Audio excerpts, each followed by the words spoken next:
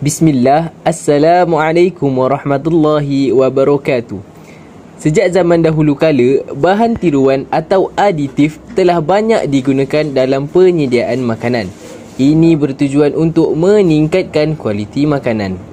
Baik, menurut Jabatan Kimia Malaysia 2009, aditif makanan membawa maksud apa-apa bahan yang dimasukkan dengan sengaja ke dalam atau pada makanan dalam kuantiti yang kecil bagi mempengaruhi kualiti penyimpanan, tekstur, konsistensi, rupa, bau, rasa, kealkalian atau keasidan makanan tersebut, ataupun secara tidak langsung semasa pemprosesan, penyimpanan atau pembungkusan.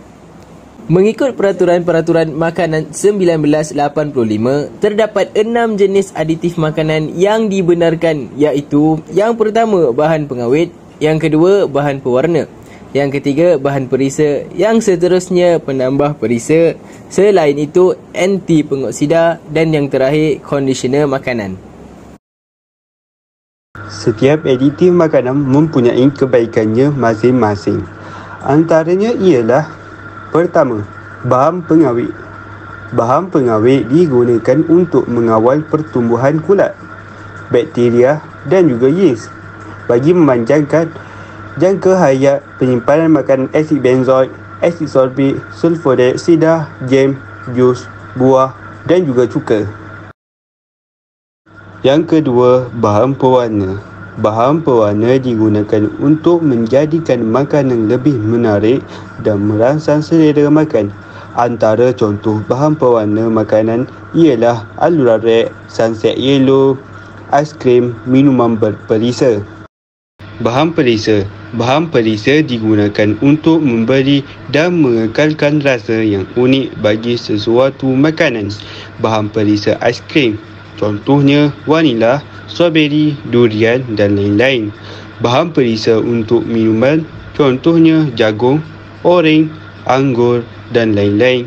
Aiskrim, minuman berperisa. Okey, yang seterusnya, penambah perisa. Penambah perisa digunakan untuk menambah dan memperkuatkan rasa sesuatu makanan. Sebagai contoh, monosodium glutamate atau dikenali sebagai MSG. Seterusnya, sos dan susu berperisa. Yang kelima, anti pengoksida. Anti pengoksidaan berfungsi untuk melambatkan proses pengoksidaan yang menyebabkan ketengikan dalam makanan. Sebagai contoh, tocopherol acid, ascorbic, butylate hydroxytoluene (BHT), margarin, mentega kacang, krim kelapa ataupun gam kunyah.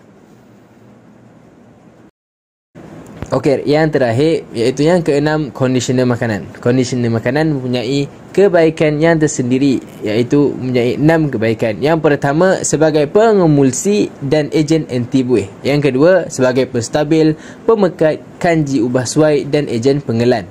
Seterusnya, sebagai pengawal asid. Yang keempat, enzim dan sebagai pelarut.